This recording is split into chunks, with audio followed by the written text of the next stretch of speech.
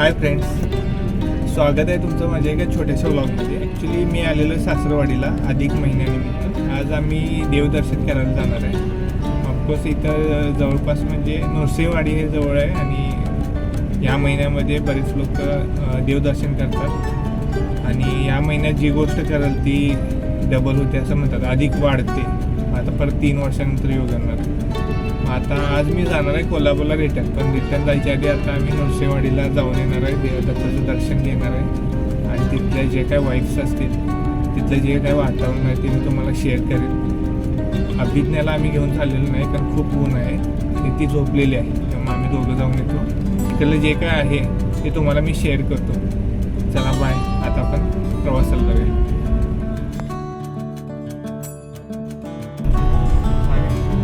कोणता तलाव आहे हा आहे आमचा मिनी रंकाळा.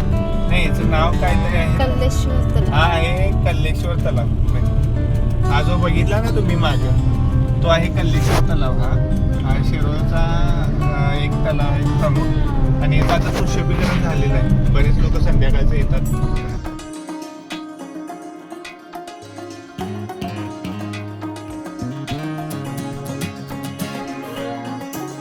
आता आपण नरसिंहवाडी मेन रोडला आहे. रस्ता पण एकदम छान आहे.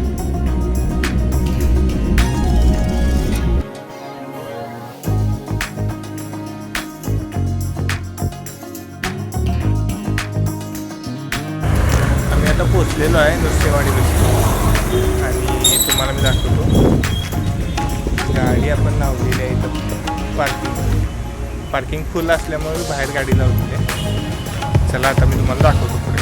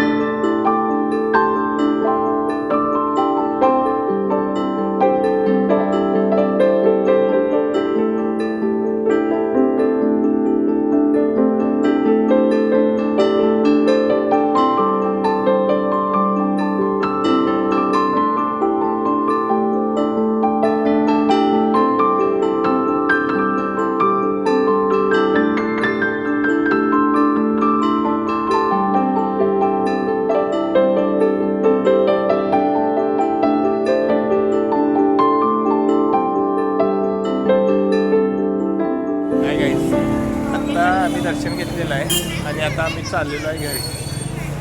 तुम्ही बघितला खूप गर्दी होती. मुखदर्शनच घेतलं आणि खूप छान वाटलं.